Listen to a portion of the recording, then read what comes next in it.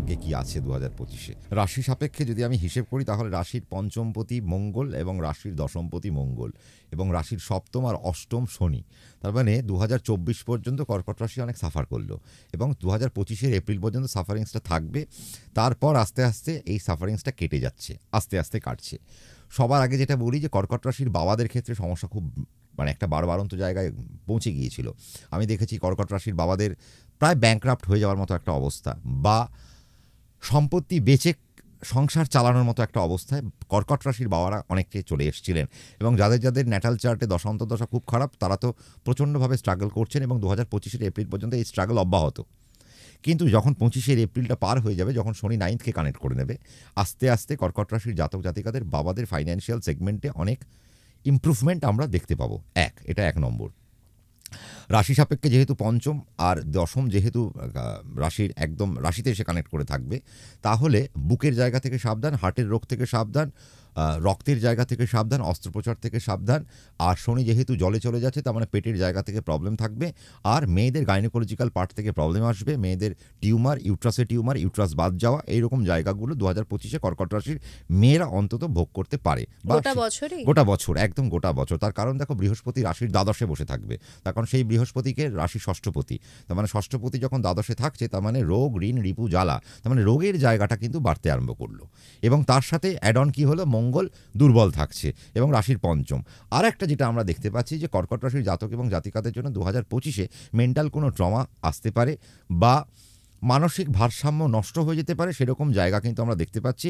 এবং জুলাই পর্যন্ত এর বাড়বাড়ন্ত হতে পারে এবং জুলাই পর্যন্ত যদি হয় তাহলে মেন্টাল জায়গায় প্রচুর প্রবলেম বা তাদের অ্যাসাইলেমে নিয়ে যাওয়ার মতো জায়গা 2025-এ দেখতে পারি আমরা।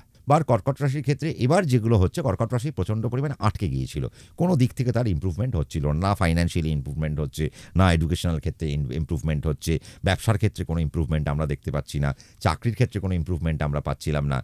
অনেকে তার ডিগ্রি ফিগ্রি শেষ করে বসে রয়েছে, বাট চাকরির জায়গায়, তার কেরিয়ার শুরু করার জায়গায় একটা থমকানি জায়গায় বসে রয়েছে। যারা যারা চাকরি করছিল তারা একই পোস্টে বহুদিন ধরে চাকরি করে যাচ্ছে, কোনো ইনক্রিমেন্ট নেই। এই সমস্ত জায়গাগুলো কিন্তু কর্কট রাশি প্রচণ্ড পরিমাণে ফিল করছিল।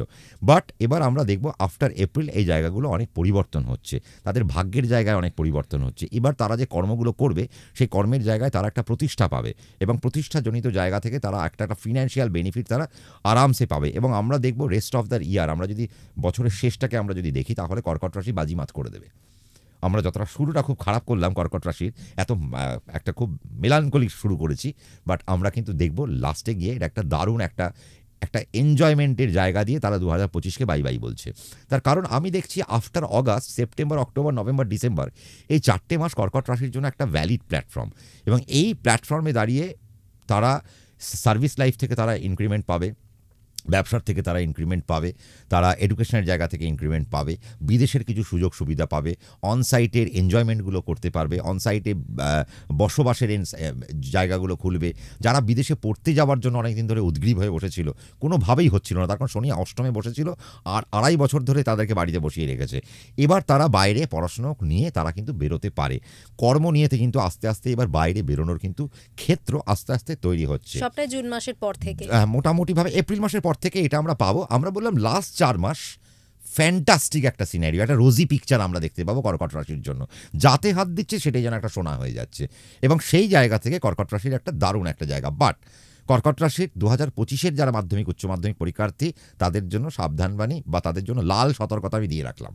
তার কারণ মঙ্গল কিন্তু নিচ থাকছে, পঞ্চমপতি নিচ থাকছে, তার মানে কি হচ্ছে, এডুকেশনের জায়গায় কিন্তু আমার নিচ হয়ে গেল, মেন্টাল জায়গায় সমস্যা এসে গেল। তাহলে খুব ধীর স্থির হয়ে যদি পড়াশোনা না করে বা পরীক্ষার খাতায় যদি অ্যাটেন্ডেন্স না দেয় তাহলে কিন্তু সমস্যার মধ্যে পড়তে হবে বাচ্চাদেরকে।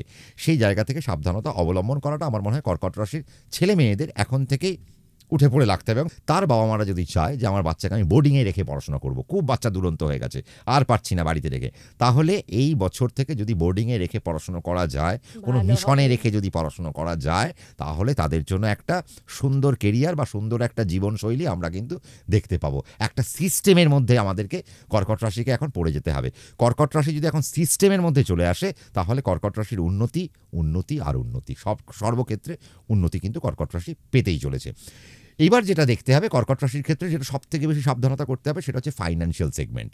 তার মানে এখন যতটুকু টাকা থাকবে এই টাকা আমার পকেটে থাকবে, একদম জমিয়ে রাখো, দরকার পড়লে বন্ধুর পয়সায় খাও, নিজের পয়সায় না খেয়ে 4-3 জন মিলে ঘুরতে বেরিয়েছো, হ্যাঁ, কিন্তু তুমি তোমার পয়সাটা রেখে দাও, তুমি বন্ধুর পয়সায় খাও। তার কারণ আমি তো বললাম কি যে তোমাকে এখন মিজারেবল পার্সন হতে হবে সারা পৃথিবীর। যত কৃপণতা তুমি দেখাতে পারবে তত তোমার এখন বেনিফিট হবে। তার কারণ কেতু দ্বিতীয় বসে রয়েছে। কেতু কি করে? কেতু হচ্ছে আগোছালো খরচা করায়। বাজারে গেলে 3,500 টাকার ইলিশ মাছ, আহা দারুণ তো, ডিম সমেত নিয়ে নিলাম, নিয়ে চলে আসলাম। হ্যাঁ, তো এটা কর্কট রাশির কিন্তু আমি দেখেছি বাজারে সব থেকে বেস্ট জিনিসগুলো নিয়ে চলে আসা। শৌখিনতার পেছনে কর্কট রাশি প্রচুর খরচা করে। কর্কট রাশির জাতক জাতিকারা যারা যারা মেকআপ আর্টিস্ট, যাদের ব্রাইডাল কাজকর্ম যাদের রয়েছে, যাদের মেকআপ স্টুডিও রয়েছে, বা যারা মেকআপ শেখায়, সেই সমস্ত জায়গার কিন্তু একটা ভালো জায়গা আসছে। মানে মেয়েদের যারা ওই মুয়া, তাদের জন্য কিন্তু একটা ব্যাপক একটা বছর কিন্তু আসতে চলেছে 2025। এবং আমি যেটা দেখতে পাচ্ছি যে বৃহস্পতি দ্বাদশে, কেতু দ্বিতীয়, রাহু অষ্টমে। তার মানে কর্কট রাশির জাতক এবং জাতিকাদের মধ্যে সব থেকে বেশি এগিয়ে থাকবে মেয়েরা। তবে কিছু কিছু জায়গায়, মুখের জায়গায় কিছু সমস্যা আসবে, কিছু র্যাশেস থাকবে, কিছু দাঁতের প্রবলেম হবে, নাকের জায়গায় কিছু প্রবলেম হবে, সাইনাইটাইটিসের সমস্যা হবে, মাইগ্রেন নিয়ে কিছু সমস্যা হতে পারে। এই ধরনের কিছু সমস্যা আমরা কিন্তু কর্কট রাশির ক্ষেত্রে দেখতে পাচ্ছি। বাক্য থেকেও সাবধান, অর্থাৎ আমি কি বলছি এটা ভেবে বলতে হবে, দরকার পড়লে পজ দিয়ে বলো। কেতু যখন দ্বিতীয় আসে তখন গুপ্ত জায়গা থেকে পয়সা দেয়। কি বললাম, 3 জন বন্ধু মিলিয়ে বেরিয়েছো, বন্ধু খরচা করে বেরিয়ে চলে গেলো, তুমি 10 টাকা নিয়ে বাড়ি থেকে বেরিয়েছো, 10 টাকা নিয়ে আবার বাড়িতে ঢুকে গেলে। তার মানে এইরকমভাবে কেতু ইনভেস্ট করায় বা কেতু পয়সাগুলোকে জমায়। আর এখন আমি বলবো কর্কট রাশির জাতক এবং জাতিকাদের যদি মনে হয় যে হ্যাঁ আমার পয়সা জমাতে খুব অসুবিধে হচ্ছে, তাহলে 2025-এ বিভিন্ন খাতে খাতে পয়সা যদি জমাতে পারে, তাহলে 10,000 টাকা পেলাম, আমি 10,000 টাকার মধ্যে আমার 5,000 টাকা সংসার খরচ, আর 5,000 টাকাকে আমি 5টা ভাগে ডিস্ট্রিবিউট করে দিলাম। 2025-এ কর্কট রাশি যত প্ল্যান করবে, সেই প্ল্যান ওয়াইজ সে যদি এক্সিকিউট করতে পারে, তাহলে 2025-এ কর্কট রাশি এইরকম একটা জায়গায় থাকবে এবং সে বলবে হ্যাঁ সত্যি সম্রাটদা, আপনি যেরম যেরম বলেছিলেন আমাদের সেরকম সেরকম আলটিমেটলি ঘটলো। এবং কেতু দ্বিতীয় থাকলে কিন্তু মেডিকেল জায়গা থেকে প্রচুর অর্থ আসে, অকাল্টের জায়গা থেকে প্রচুর অর্থ আসে, গুপ্ত জায়গা থেকে প্রচুর অর্থ আসে। তাহলে কর্কট রাশির জাতক এবং জাতিকারা যেন দুর্নীতিগ্রস্ত না হয়ে যায়। মঙ্গলের বছর, এবং মঙ্গল কিন্তু দেখো, শনি মঙ্গল কোথায় জানো তো, মঙ্গল শনির ঘরে গিয়ে তুঙ্গ হয়, অর্থাৎ মঙ্গল বল পায় শনির ঘরে গিয়ে, কারণ মঙ্গল মকর রাশিতে তুঙ্গস্থ হয়, আর মঙ্গল নিচস্থ হয় চন্দ্রের ঘরে গিয়ে, আবার শনি নিচস্থ হয়ে যায় মঙ্গলের ঘরে গিয়ে, অর্থাৎ মেষ রাশিতে সে নিচস্থ। তাহলে মঙ্গলকে শনি অ্যালাউ করে যে তুমি আমার ঘরে এসে সব থেকে পাওয়ারফুল হয়ে যাও। তার মানে বুঝতে পারছো যে শনির বছর ছেড়ে আমি যখন মঙ্গলের বছরে যাচ্ছি, তার মানে আমার এই জায়গাটা পেনাল্টি হয়ে যেতে পারে। তাহলে আমাকে অনেক ভেবে চিনতে বুঝে শুনে যদি আমি কাজ করতে পারি, আর আমি যদি কর্কট রাশি হই, তাহলে 2025 আমার। যারা যারা সুতোর কাজের সাথে যুক্ত, যারা যারা রেশমের কাজের সাথে যুক্ত, যারা অয়েলের কাজের সাথে যুক্ত, যারা জুতোর কাজের সাথে যুক্ত, যারা লেদার প্রোডাক্ট নিয়ে যারা কাজকর্ম করছেন, যারা মাছ নিয়ে কাজকর্ম করছেন, তারপরে আমরা ফ্রোজেন যে সমস্ত আইটেম যে সমস্ত দেখি, এই ধরনের কাজকর্ম যারা করছেন, যাদের কফি শপ রয়েছে, যাদের আইসক্রিম পার্লার রয়েছে, তাদের জন্য বছরটা কিন্তু একটা ব্যাপক বছর হতে চলেছে।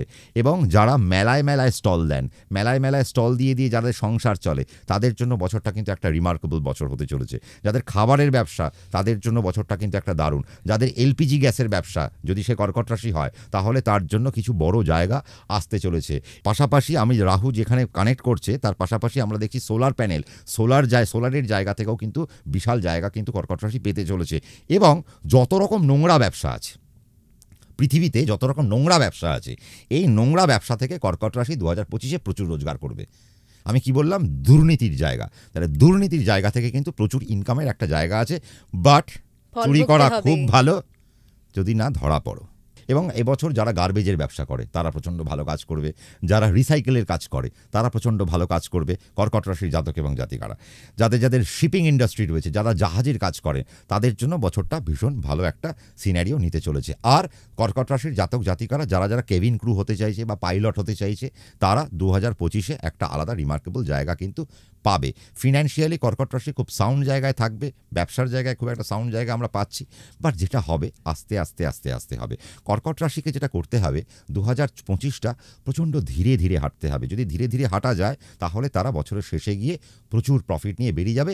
এবং লাস্ট 4 মাস ভীষণ ভীষণ গুরুত্বপূর্ণ মাস, যে মাসকে আমরা টার্গেট করব, যে 4 মাসের উপর দাঁড়িয়ে আমরা 12 মাসকে ভালো করে দেবো আর কি। রাহু যেন ইনভেস্টমেন্টের কারণে পয়সাগুলোকে নষ্ট না করে দেয়, সেই জায়গাটা দেখে নিতে হবে। শেয়ার মার্কেটে যদি ইনভেস্ট করতে হয়, রাহু অষ্টমে আছে, বুঝে শুনে শেয়ার মার্কেটে ইনভেস্ট করতে হবে, নইলে 2 কোটি 2.5 কোটি ফাঁকা করে দিতে পারে রাহু।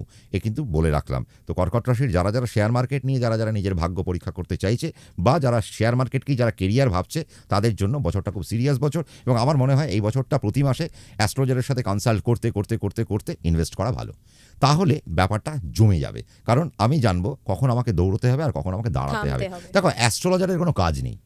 অ্যাস্ট্রোলজারের কি কাজ জানো? অ্যাস্ট্রোলজারের কাজ হচ্ছে তোমাকে গাইড করা, পথ দেখানো। অর্থাৎ তুমি কখন দৌড়বে আর তুমি কখন দাঁড়াবে, কখন তুমি টাকা ওড়াবে আর কখন তুমি টাকা পকেটে ধরে রাখবে। এইটুকু হিসেব, এই হিসেবটুকু যারা জানে তারাই বড় লোক, আর যারা জানে না তারা বড় গরিব।